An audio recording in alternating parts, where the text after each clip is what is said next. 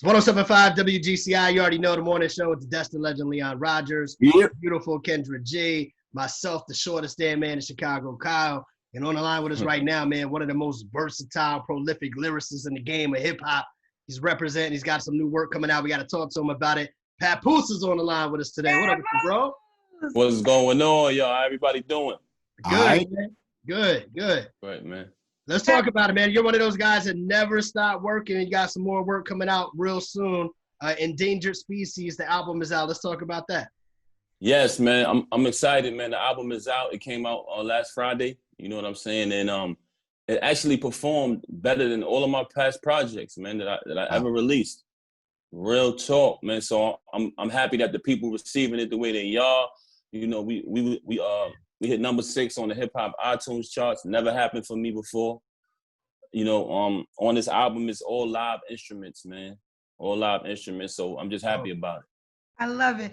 Papoose, you know you are so New York. Like, it's so early in the morning and you up with your chains. You got on Tim's right now? You got on Tim's?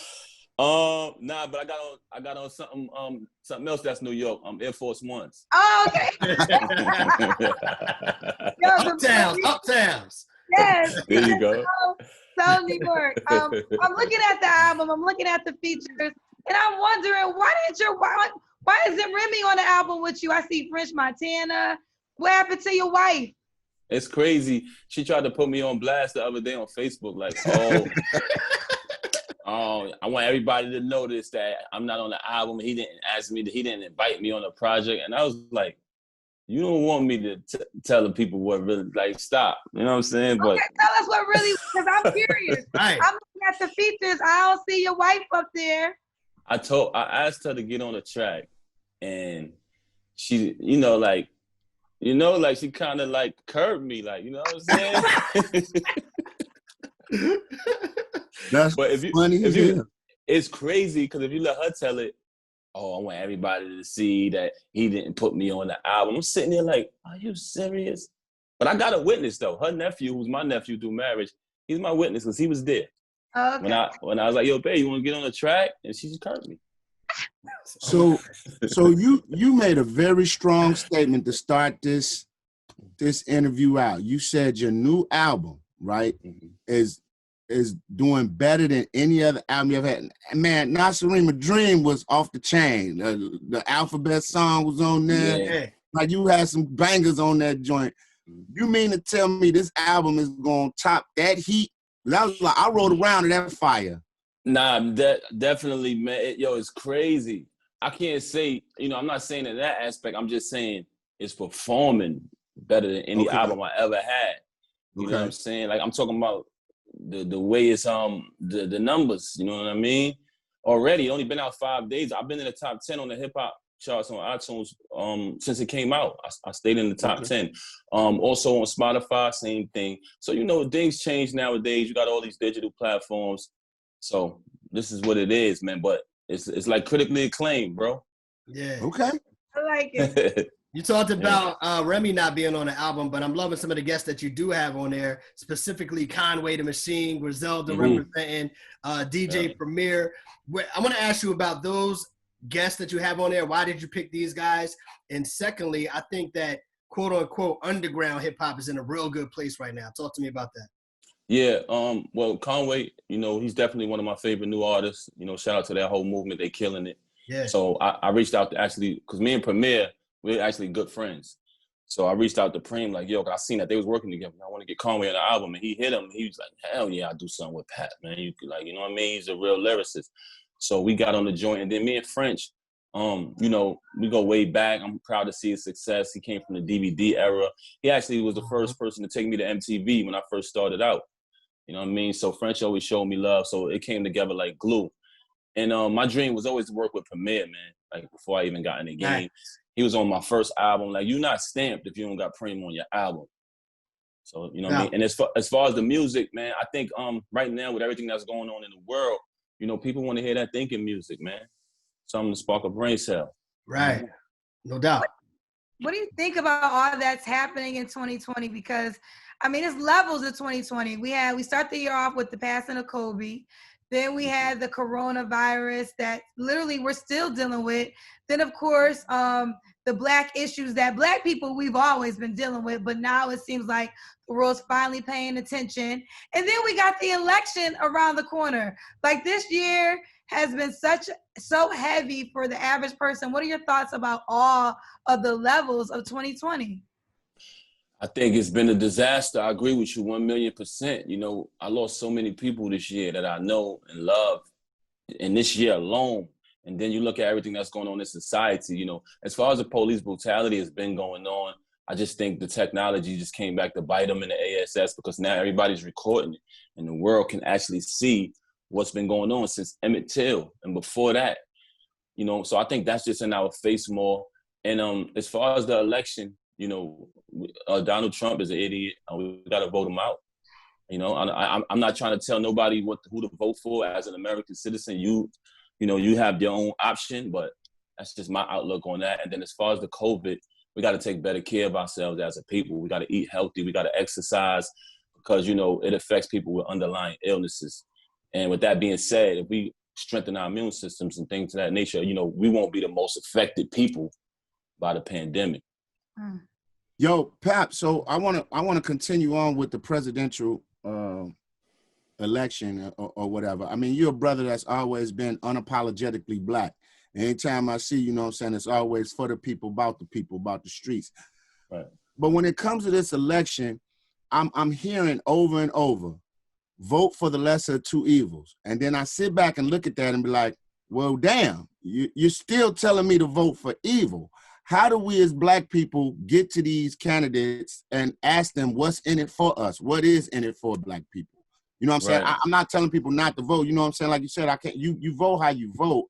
But when somebody's telling you to vote for the lesser of two evils, you're still voting for evil. So how does that resonate with you? And what is your thought process when you go into the polls? Right. My thought process is, it's an unfortunate situation. But what are you going to do? Are you going to sit there and do nothing? Or are you going to step up and say, all right, this is what's going on. Let me roll with the punches. Or you're going to just sit there and get knocked out. Now, we have to roll with the punches. You know, unfortunately, it's the lesser two evils. You know, and I don't really want to call the Kamala and Biden side evil, but they have flaws on their records too. They're not perfect. Right. But us as Black people in this country, there are a lot of things that we are owed and have coming to us. Now, it's not good for no grown man to walk around here and feel like nobody owns nothing, but we are owed reparations from slavery. It's like $14 trillion or something to that degree. Now, this is a very realistic thing that we can receive, because people from all different walks of life, they receive, you know, payment for what they've been through, pain and suffering, you know, Holocaust and things of that nature. I don't need to elaborate. I feel like, you know, with the progress that we've made as a people over the years, coming from the Dr. King era, where we didn't even have the Black vote. It didn't exist. You know what I mean? They laid down their lives and sacrificed their lives so we can be able to vote. So don't let them die in vain. That's one. But coming from that far to where we at today, where we have seen a Black president, you know, we've seen a Black family in the White House, and we came so far. I just think that you know, that Biden administration is more likely to pass a bill or pass something that will grant us them reparations. So they, you know, neither one of them is speaking about the inequality and the injustices that's serving our people. But if you look at Trump and you look at Biden, Trump is not passing anything in our favor when it comes to that. You understand what I'm saying? Biden did say, you know, he want to sit down with some of the Black leaders and talk about how we can try to fix this. Trump is not even acknowledging it. He's acting like it never happened. When they asked him about the inequality towards us and what's going on, the dude act like it doesn't exist. So don't be blind. You know what I mean? I feel like it's, you know, the lesser two evils, but you got to pick. Kamala Harris, her parents met marching for civil rights. I read that before. You understand what I'm saying? So I know she has that history. I say go with Biden, man. Yeah. Okay. I want to follow up on something you just said a second ago. Like, of course, we are owed certain things as far as like reparations and things of that nature. But you also mentioned, and I don't remember exactly how you worded it, but we shouldn't be walking around looking for a handout at the same time, right? And right. I think that's interesting, man, because I think you're somebody, and the reason I brought that up is I think you're somebody that has had success doing what you've done independently as an artist. You know what I'm saying? Not necessarily having that big label, push, you know what I'm saying, to get you out there in front of millions of people. So what is it about you and your grind, and not just looking for a handout, but grinding it out on your own independently, that's kept you going so long in this game? Yeah, well, I come from Brooklyn, man, a very rough neighborhood. My pops went to work every day. My mom stayed at home and took care of us, but we didn't have much, bro. I come from nothing. So coming from that, it inspired me and taught me how to get out every day and go out there and work hard. You know what I'm saying? I seen my pops get up 6 o'clock in the morning to go to work so he could put food on the table. That inspired me. You know what I mean?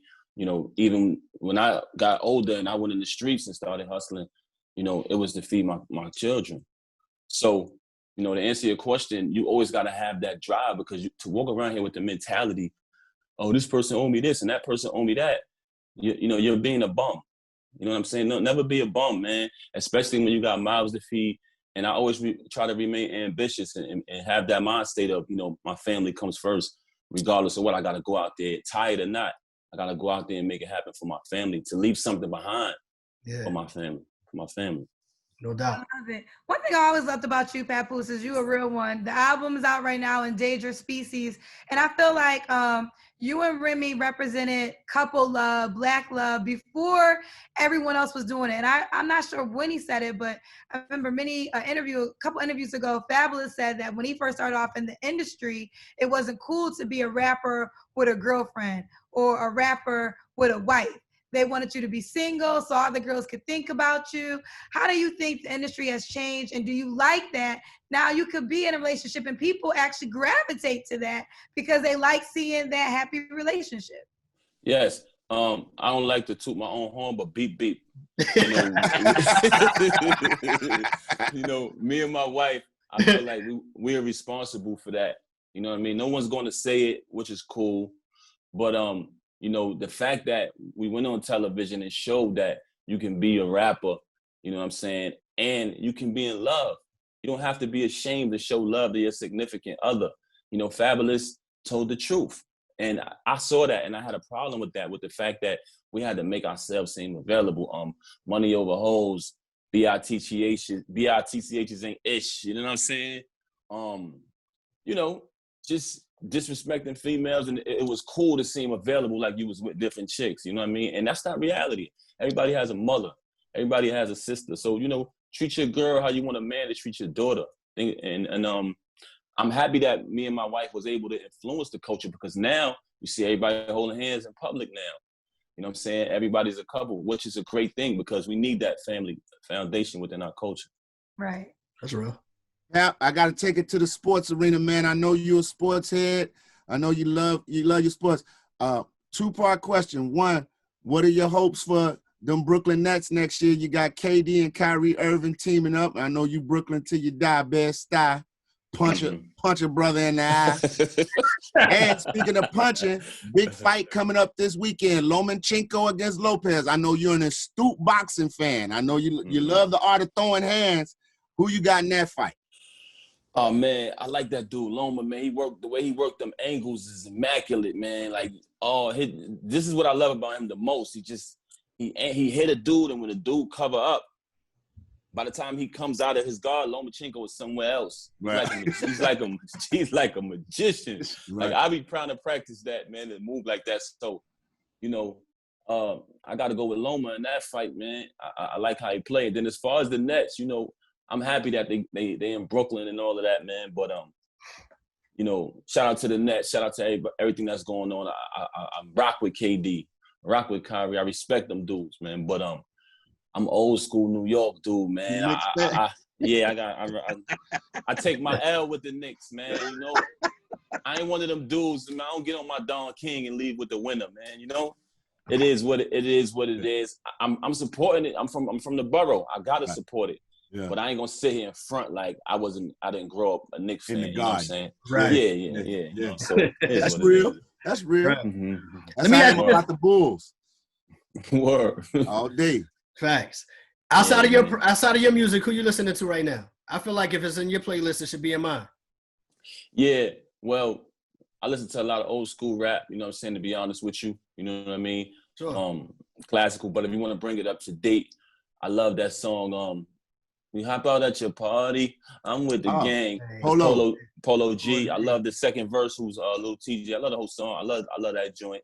I like Pop Smoke album. You know what I'm saying? And Conway and them, bro. Conway and them dudes, man. That's about it as far as the new cats. Yeah, is it hard to impress? I'm sorry, Kyle. No, I was just agreeing with him with Griselda. That's all. I mean, this is hard. Now that's different. That's a whole dip. That's what I'm talking about right there. Right. You know what I mean? That's new age stuff. time. I rock with the other stuff because I could relate to it. I remember when I was a little dude, and that was my mentality. The things they be saying, you know, they might not rap the same way how I rap, or you know what I mean. But I understand what they're going through as young cats coming up. So I rock with some of these joints, like you know what I mean. Even the singing, even the singing songy joints, I still rock with them. No doubt. I was gonna say, is it hard to impress you because Kyle is like, he is a person that only likes real hip hop. He don't like. It's a lot of stuff I don't like. It's a lot of stuff on the radio. He don't rock with it. So are you like that, Papoose? Are you like the person who doesn't get into the new age because it's not like the lyrics aren't strong enough for you? Like, is it hard to impress you? You know what it is? You know what it is? I'm the same way as him. But like I said, my experiences being a young dude and being in the street and going through all of that, I can relate to certain things that they're saying. You know what I mean? Like, I'm the type of dude, it don't matter if you're young or old. If it's whack, it's whack. Right. Talent ain't got no age, bro. Right. So they be trying to say, oh, old dude. Nah, bro. You can be a little young and you still whack. Don't mean your age. Your age. I agree, Doug. I agree. You know what I mean? Some of the young dudes got talent, man. Some of them nice, some of them trash, though. Yes. You know what I mean? Let's not use the age as the measuring stick. Nah, bro. Exactly. You know what I mean? I think hip hop is the only culture that tries to pit young against old. Like rock bands don't do that. You don't hear Green Day dissing the Rolling Stones. You know what I'm saying? But Pap, if you had to pick one bar out of hip hop that you just like, other than your own, because you done said some quotables over time. But if you had to pick a bar that was just live, you was like, man, he blew my mind with that. What bar would it be and why? Can I get two? Go ahead. All right. When G-Rap said, you got beef, go get yourself a reef because it's murder, because I put holes in my beef like fucking White Castle burgers. That was the hardest punchline I ever heard in my life. Like, that was the hardest punchline I ever heard in my life right there. Yeah. Just because, bro, like, damn, like, how did this nigga think of this? And also, the second one was Nas, when he said, Nas is like the Afrocentric Asian, half man, half amazing. I had never heard nobody say nothing like that around that time, man. At 17. You know what I'm saying? I'm sorry. I need three. I need three. Biggie said, I got a Biggie one. Go ahead. Ladies first. Okay, my Biggie one is, niggas is mad I get more butts than ashtrays. That's a good one. That's a good one. Who picks up the cigarette butt? Wait, hold on. Cal, give me one before we let Papoose give his last one. Cal, give me one, because I know Cal gonna do I woke up early on my born day. I'm 20. It's a blessing. The essence of adolescence is my body now. I'm freshened. Celebrating I made it. One quarter to life. Some violence created. You know what I mean? That's for me, Pap, it's Ghostface.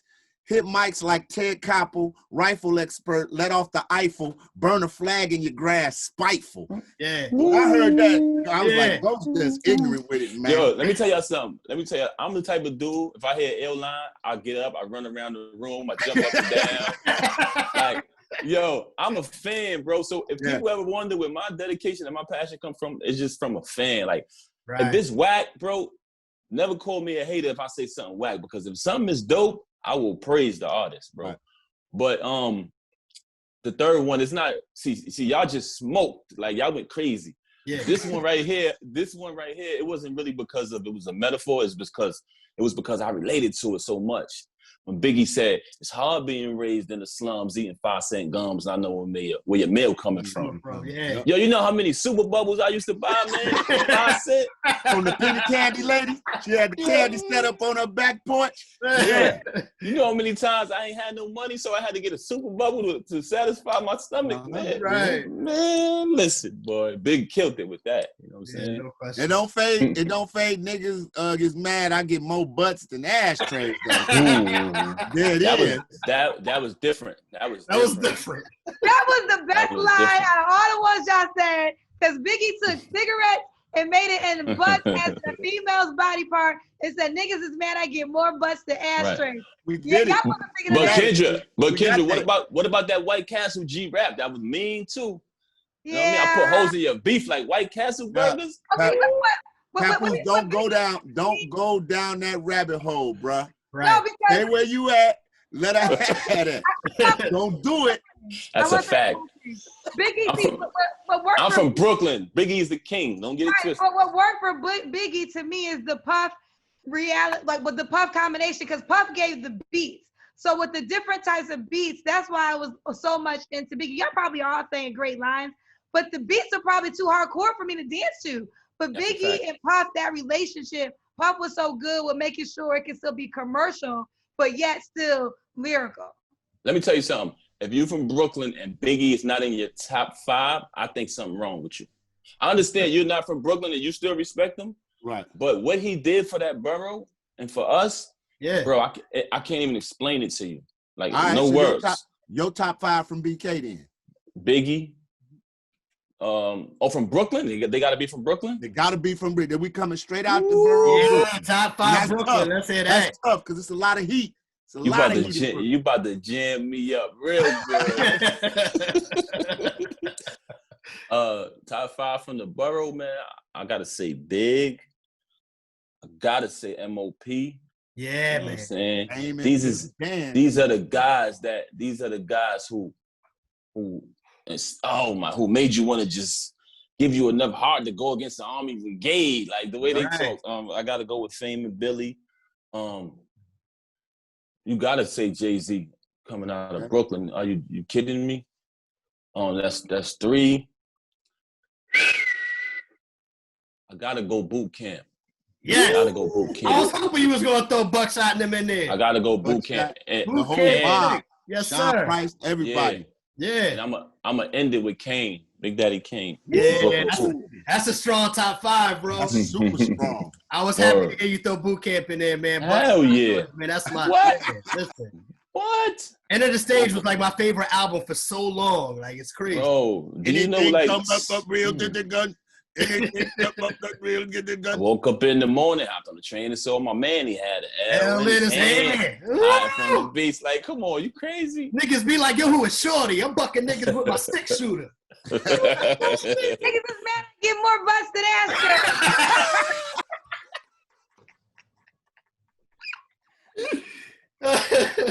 Kendra G, man. Biggie was number 1. Yeah, Oh, man. Hey, Papoose, man, it's always a pleasure talking to you, bro. Yeah. We do want to remind Likewise, everybody man. we're talking to you today because Endangered Species, the album is out. And if you love that type of hip-hop we talking about, we know you giving it to them. You know what I mean?